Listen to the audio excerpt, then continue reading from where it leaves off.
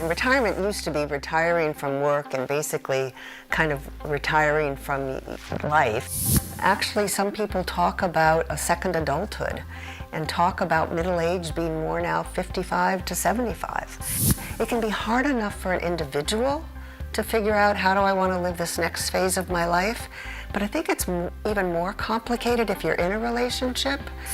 Each of you may have different needs, interests, values, priorities, energy levels, ages, and it can be just much more complicated because you want to think about what's important and what's the vision that you have for yourself, but also if you're in a relationship, what's the vision that your partner has.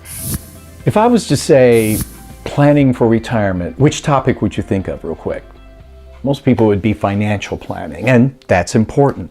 Other people would think about the two main topics here on ProBoomer, which is, well, I can't afford to retire, but I need to overcome ageism, or I need to kind of reinvent, redefine myself in order to find something. Or I can afford to retire, but I don't want to retire. I still want to be engaged. I want to try something new. I got a big idea. How do I launch myself?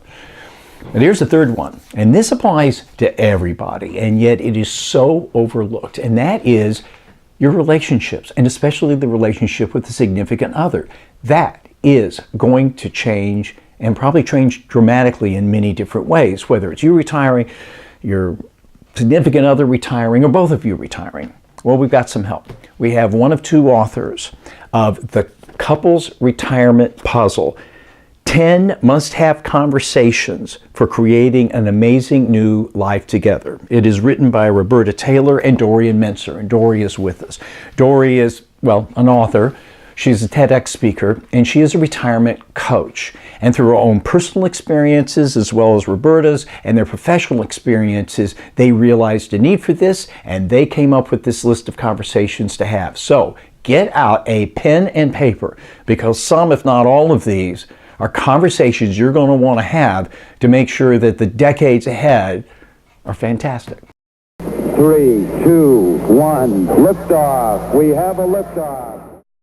So Dori, before we get into these conversations, I think a little bit of groundwork, and this is similar content than we have in the other podcast interview that I did with you, and that is couples, individuals, realizing that retirement isn't what it used to be. This isn't your granddaddy's retirement. So very quickly, as a foundation for what we're going to talk about, give us some perspective on that. Sure. It is true. Retirement is very much changing, and it's not the retirement that our parents had. And part of that is people are living longer. You know, back in like my parents' generation, the exception was that people lived to be in their 80s or longer. Now, the expectation is that people are going to live into their 80s or longer. Not everybody does, but that is more the expectation. Actually, age 85 and older is the fastest growing segment of our population, and there are more and more centenarians. Centenarians, right? People 100 and older. And kids born today have a 50-50 chance of living into their 100. So it's a changing landscape and a changing world that we have in the 21st century. And it's not just living longer, but it's also living healthy and engaged.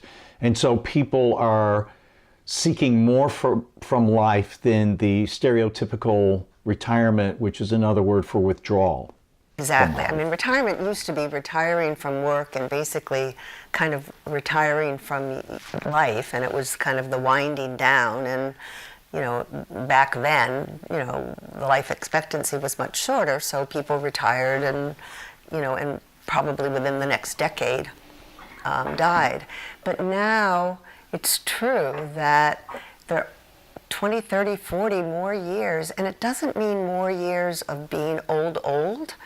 Actually, some people talk about a second adulthood and talk about middle age being more now 55 to 75. So these are years that can be very vital. It can be productive in the sense of working, or it can be productive in the sense of just feeling vital and perhaps becoming creative in a different way than you hadn't been before or never had time to be before. And I always say that it can be hard enough for an individual to figure out, how do I want to live this next phase of my life?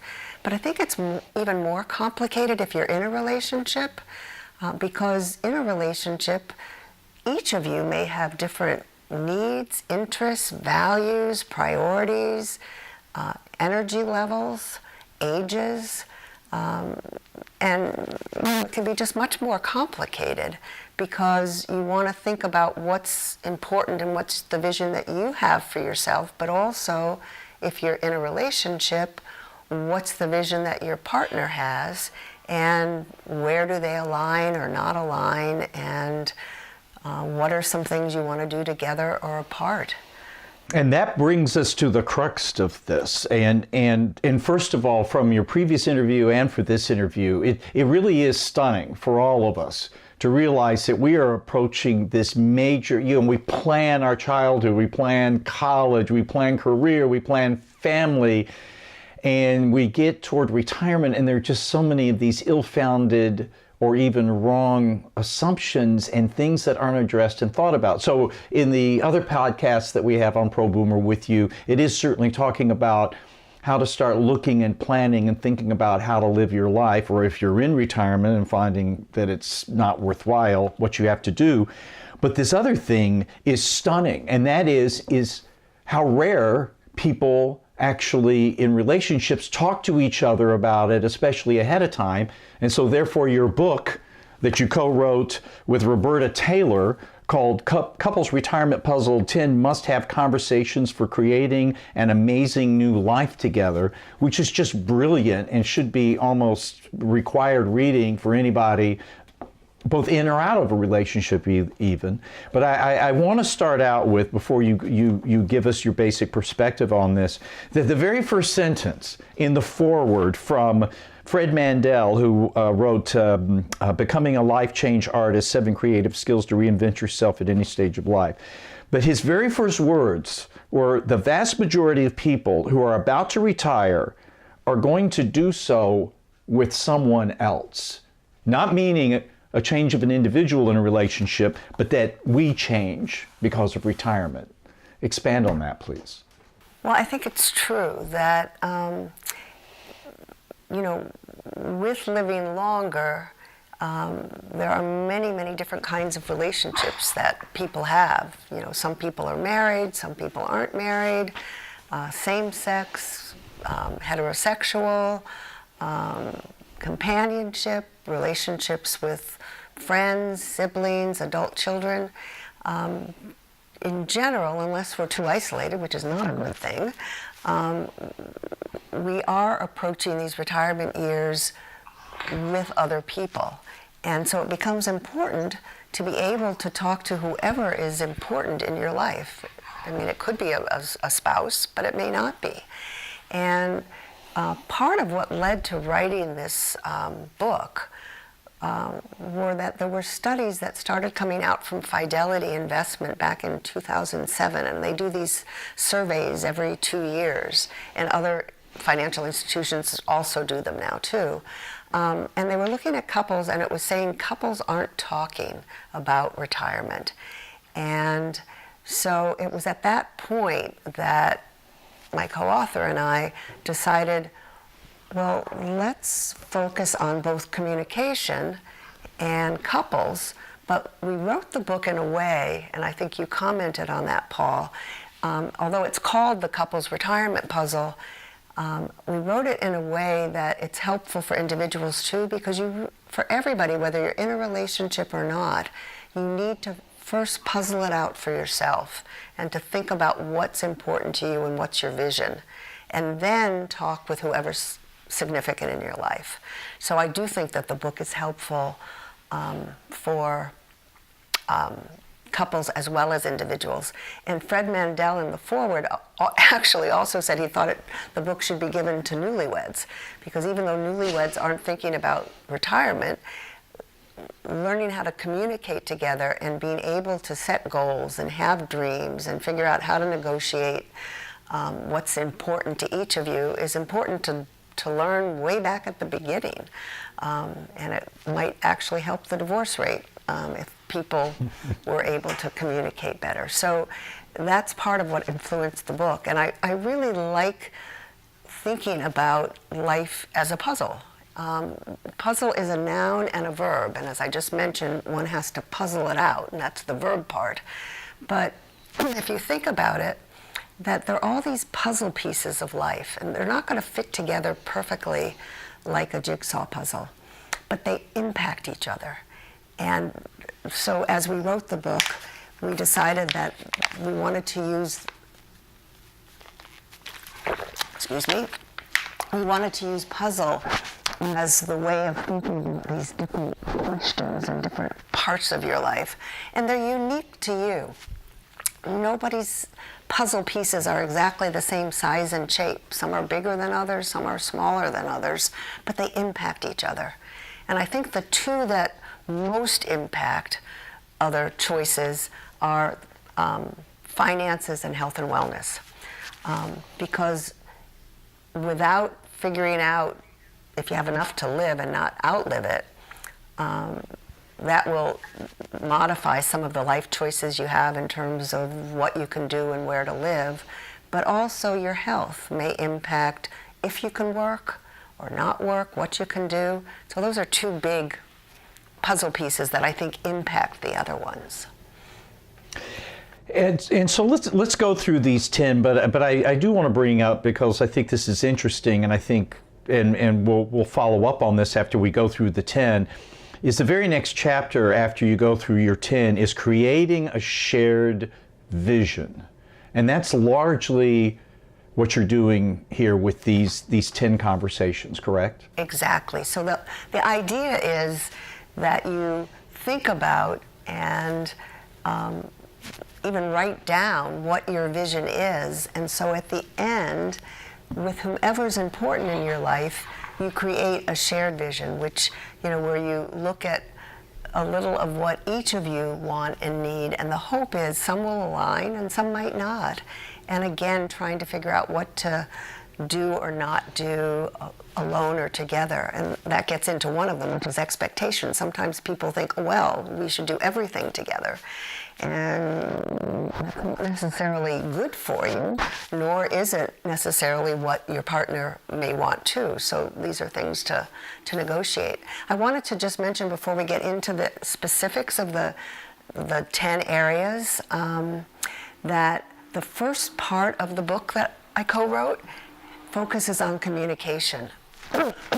Because what we began discovering, both from our own clients as well as focus groups, is that there are a number of reasons that people weren't talking.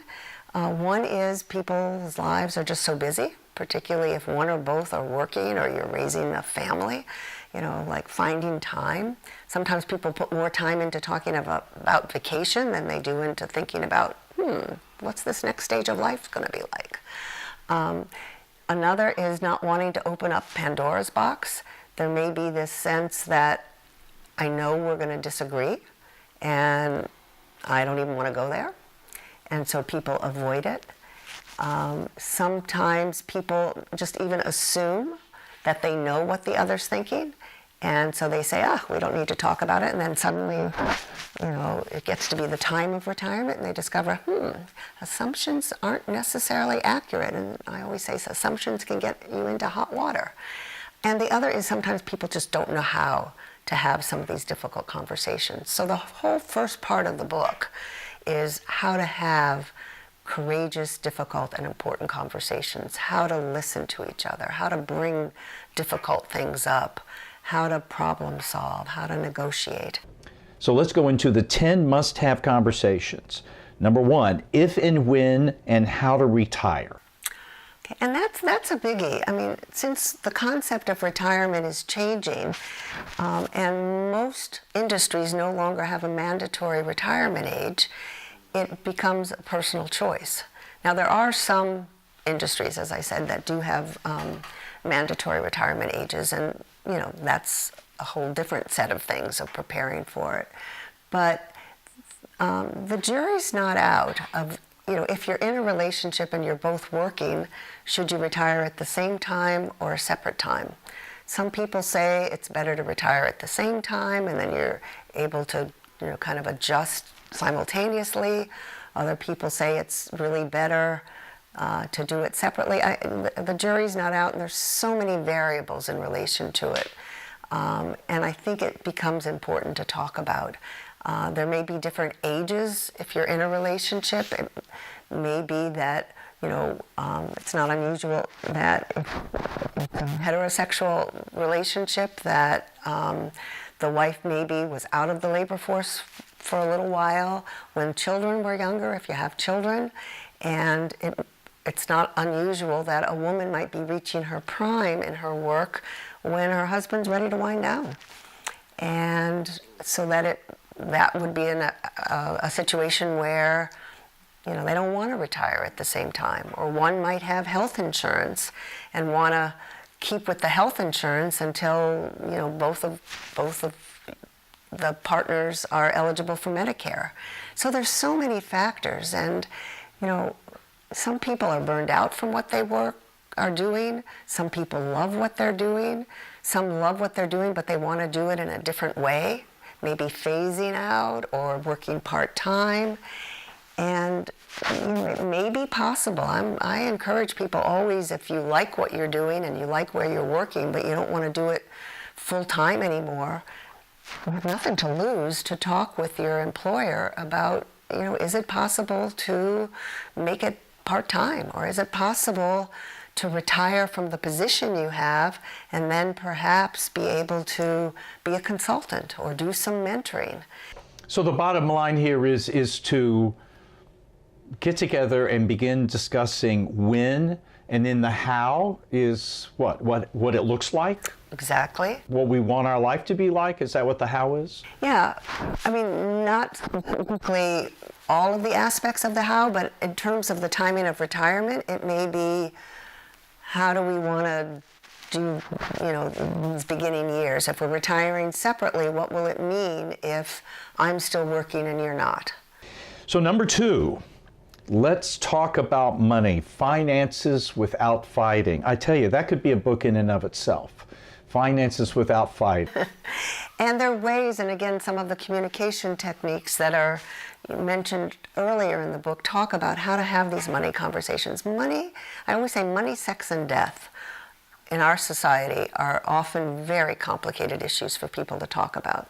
And again, it can vary from, person to person and relationship to relationship. But money, many people, couples are talking about divorcing. Money is generally a big part of it, disagreeing about money. We all have money messages from the past and about how to spend, invest, save. Money means different things to all of us.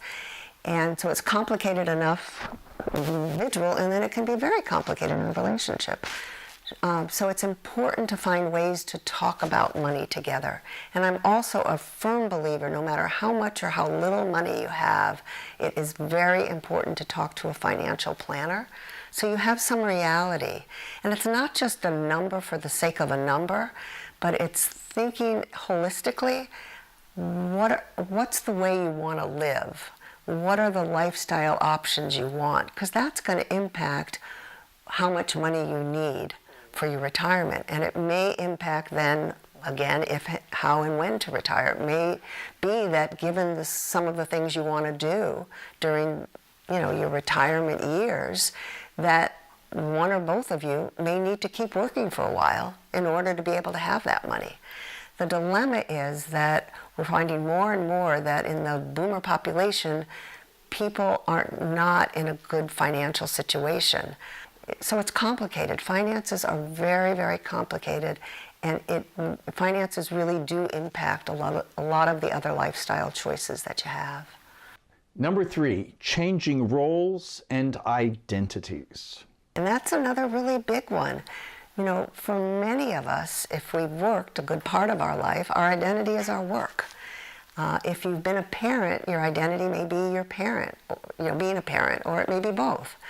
But as we approach the pre-boomer and boomer years, and as you're beginning to think about changes in working or how you're working or how much, and also if you've had children and if your children are growing and they're kind of being launched. I think there are a lot of parallels between the empty nest and also retiring from work. It's very important to think about who am I in different ways. What's my identity? You know, who am I in addition to being a parent? Who am I in addition to being whatever career or job that you've been in? What are other identities that I want to develop for myself? What are things that maybe had to be put on the back burner? So I think, you know, thinking about changing roles and identity is really very important for people. In addition, if one or both aren't working, and you had a way, literally, of roles and household responsibilities at home, you know, it's time that you may want to rethink that.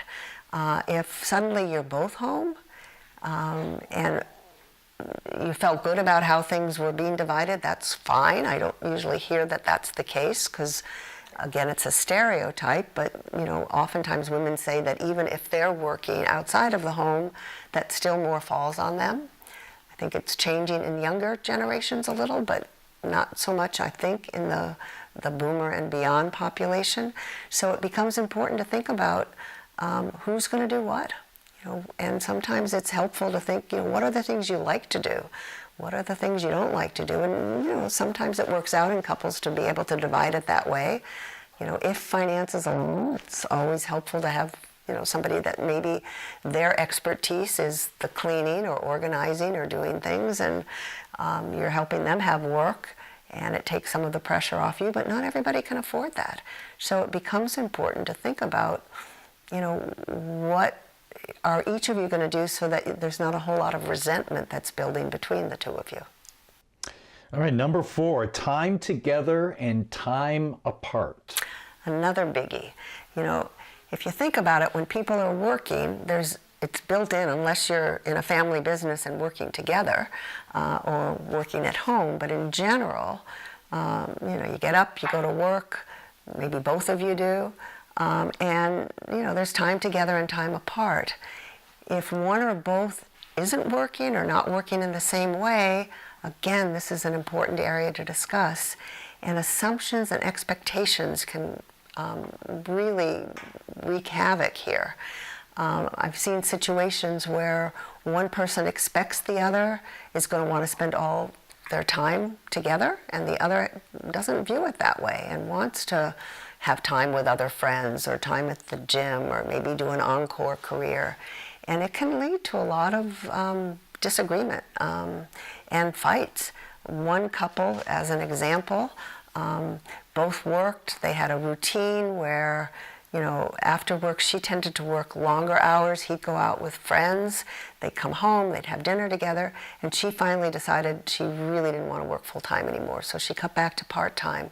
In her head, the idea was she was going to come home, she was going to make this great dinner, and her husband would come home, and they'd have this lovely evening together. They never communicated that. So she's home and making these wonderful meals. He does what he was doing before. His assumption was she really wanted to work less because she just wanted time to herself. So he still went out with the buddies after work, and he'd come home and couldn't figure out why she had already eaten and why she was angry at him. And it just went on, and they fought. And finally, they sat down and talked and realized how discrepant their expectations were, and they worked it out. You know, so, you know, a day or two a week he was with friends, and she made plans with her friends, and then the other days they had meals together, and they even found a course they liked to take. But it's important to talk about things, because if you go on assumptions, it can lead to, you know, really upset and hurt. So number 5, intimacy and romance. All of these are important ones. I keep saying there's another biggie, and it's another one that's important. And again, you know, people think that, you know, somehow as we get older, we don't think about intimacy and romance. Not true at all. I remember, I think it was a Hallmark book or card or something I saw many, many years ago that said sex over 60, and you opened it and it was blank. Well, it's not true. If you think about it, we need touch from birth to death. We need intimacy, emotional intimacy and physical intimacy. And it is true, our bodies change, desires change, but there are so many ways of being able to share and express love for a partner. If you're suddenly single by divorce or widowhood, life does not end. If you're single by choice, we all need and want relationships. And so it is important to recognize that some of what you're able to do or what may interest you may change as you get older. Some people say that actually, lovemaking and sexuality and sensuality as we get older is even better because there's no inhibitions and there's not so much pressure. So be open to the fact that, we all need and want intimacy, emotional and physical or spiritual. Sensuality is spiritual.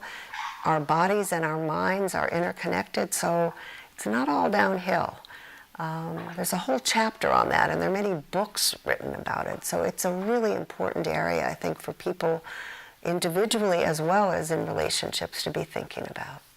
There actually was a recent survey study done, and amazingly, the general age in which people said they had the most meaningful sex was like in their mid-60s, which was just amazing. So the point here is to make sure to talk about it and get on the same plane or know what each other's feelings are. Exactly. And, another piece of the hard reality is that, sometimes, again, because of these myths about growing older, people get embarrassed about admitting that they're still very sexual beings and creatures. And so sometimes people don't want to bring up questions or issues to their doctors. And I've heard many stories where doctors don't want to ask questions because they're not always trained in talking about intimacy and sexuality. Okay, number 6, relationships with family. Again, this can be a very complicated one. There's so many demographic changes in our society. It can be your family, our family, long-term marriages, people together but not married, blended families. So it can get complicated of relationships and obligations to family. I hear many people tell me they're like 8 grandparents still alive, because of, remarriages and all. And people can disagree on what are the roles and responsibilities. And I think they differ in cultures and ethnic groups. Some people, really have a very strong family dictate that you take care of older parents, and some don't. And we live in a complicated world where people live all over the globe. And so if you have children, you can't necessarily count on they're going to be there for you. If you don't have children, it's even more important to build in what are the safety supports that are going to be there. Who can you count on? Who's in your community? Who's your extended family, that maybe your extended family by creation. We all need to kind of build community and family. And there can be many disagreements in couples about what the obligations and responsibilities are, of children that get divorced or, jobs that, end and people have to come back home. How much do you support them? It's where, the finances may play into it. And you may disagree. And it's important to really talk about this because it can create a lot of resentment. I've seen a whole continuum of how people deal with it. And it's just, again, there's no simple answer, but an important conversation to have. Number 7, health and wellness. Again, I mentioned at the beginning, I think along with finances, health and wellness is so important.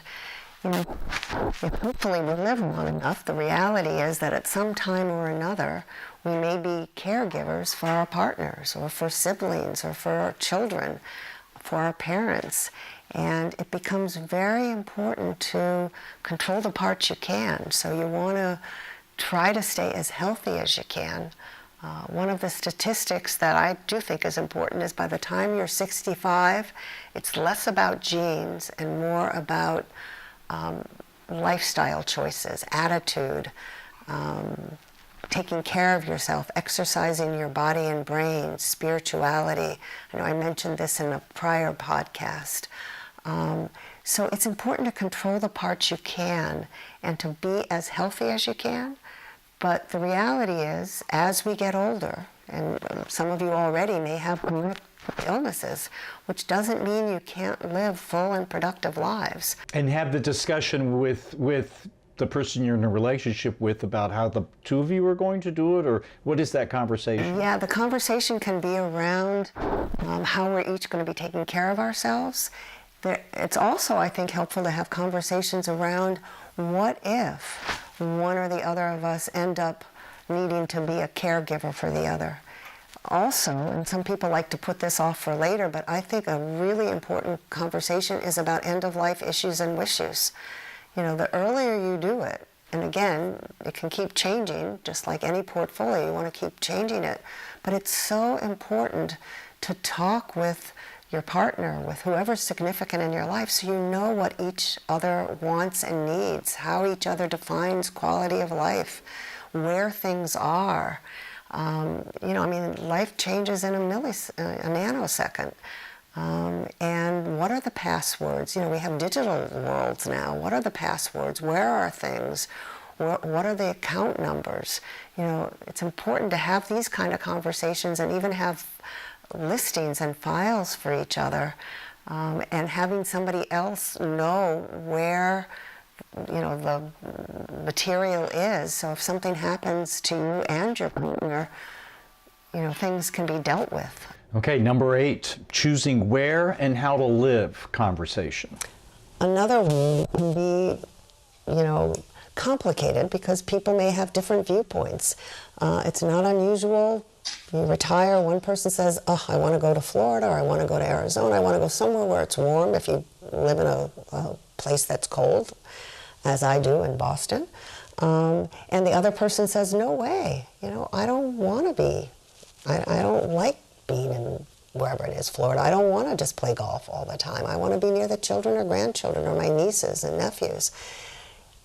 So it can be very difficult and important conversations to have. A lot of variables to talk about, and I think it's important to have these conversations. And if in fact there's a decision to move, if you think ahead of time, it's really helpful. There's a lot of things online, there are magazines out there of places to live when you retire. It's really great if you can visit places and kind of give it a dry run. A short vacation gives you a taste of it, but it might not help you know kind of what it's really like if you lived there. So if in fact you're thinking about moving and finances allowed it and time allowed it, if you could spend, a few weeks, a month in the place you're thinking about and see if it makes sense for you.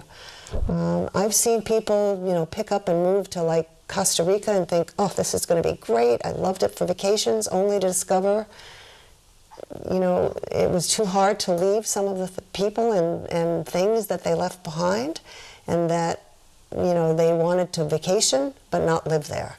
So important conversations to have and many resources to help you kind of explore, think about. Number 9, social life, friends, and community. What is that conversation? What do we need to talk about there? Okay, even in the best of relationships, we need other people. It's really important. The healthiest relationships are when you're interdependent, not just totally dependent on each other. But you may not see eye to eye. And so it is important to talk about maybe new friendships.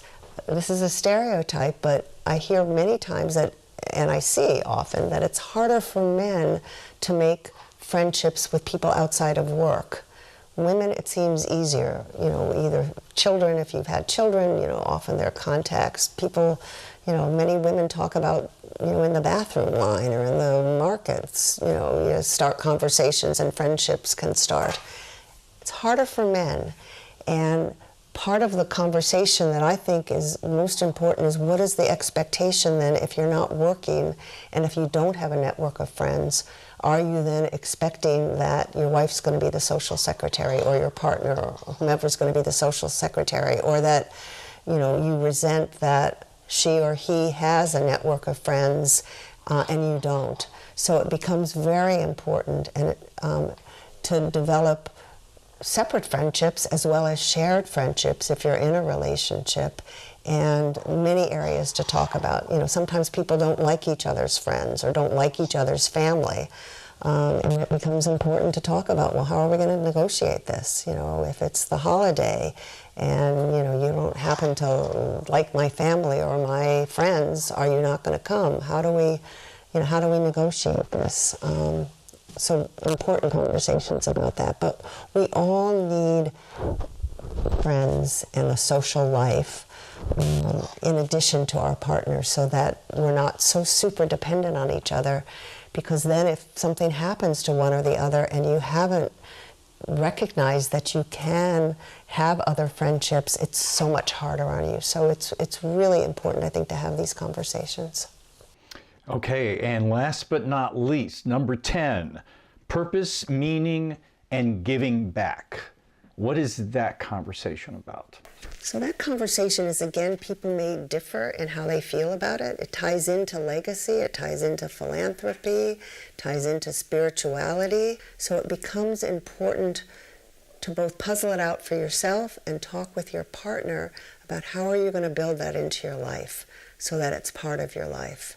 If one of you has more of it and the other doesn't, it can create a real dysynchrony, and one partner can end up being more depressed and feeling more isolated. The other partner may be fully kind of engaged and feeling a purpose and meaning. I see this happen a lot. So it's important for each of you to talk about it, and to talk about it, if possible, before, to begin to develop some interests so that they're sort of there and you're already developing them before you retire. And if not, to again recognize maybe something's missing and that you need to talk about it together and talk about it with other people. And again, lifelong learning programs come into it. Maybe doing that together, maybe doing it separately, but it's an important conversation so that there's a sense that each of you are able to feel that sense of well-being and feel connection and engagement and purpose and meaning. By at least having those conversations, what's the dividend? What will that help with, or where will that help get you? Okay, a couple of things. One, I also just want to mention that in the giving back, that it's not unusual as we reach this stage of life that many people talk about wanting to give back, kind of the shift from just doing to significance. And that's where maybe volunteering or mentoring or can fit into it. But the outcome of all of this, and some people talk about that it's great to each read the chapter, sometimes in cars, when you're driving, the person who's not driving reads to the other and you kind of talk about it. And just to mention, in each chapter we don't call it homework, we call it fun work. Some suggestions of questions to ask each other, things to do. And the dividend, as you say, Paul, the outcome is you create what we like to call your individual vision and then a shared vision. So the idea is, you've gone through these areas, and again, not all of the chapters and areas may pertain to you. It's not a book that you have to go through chapter by chapter. You pick and choose what is relevant to you at where you are in life. But then you puzzle it out for yourself, and you begin to create your vision of the kind of life that you'd like, the parts that you can have some control over, during these retirement transition years, and hopefully your partner or significant other or whoever's important in your life does the same thing. And again, you come together, and it can be really rewarding to kind of look, where are there similarities, where are there differences. You might want to put timelines on it. I mean, you're not going to do everything all at once, so it might be, in order to, I always like to say, you want to create the space for the we of the relationship and make it be a win-win, so it's not a win-lose. So it may be, this year we do my idea, and then maybe next year or in 2 years we do your idea. Or we try to figure out, if finances warrant, that you can do such and such with your friends, and I'll do something with my friends, and then we'll do something together next year. I mean, you're not going to align around everything. And again, health issues, energy issues, ages may mean there's some things you can't do together. You want to try to figure out and create this vision and appreciate what you can do together and what you can do apart, so that you can enjoy your life. And as often when people do things separately, aren't just joined at the hip, they actually have more to bring back to each other, because then you can talk about what the experience was like. But the outcome is trying to create this kind of shared vision that, again, needs to be very flexible, needs to have timelines. You come back to it like a financial portfolio, trying to create and embrace and have as much of the kind of vital life that you want, but also taking into account that we're all getting older and things will change, but embrace what you can do now. The book is The Couple's Retirement Puzzle, 10 must-have conversations for creating an amazing new life together, and it is a new life. Dory, thank you so much. I know that for those people who take this on to one degree or another, it could be a really life-changing thing. We have a second podcast with Dory that is also on ProBoomer that talks about reinventing, reimagining, and redesigning retirement. It is also very worthwhile listening, as the purpose of ProBoomer is to provide information, ideas, and perspectives to get you thinking, to help you find your way. We have plenty more podcasts and vodcasts on the podcast and vodcast tab on ProBoomer.com, as well as on iTunes and Google Play.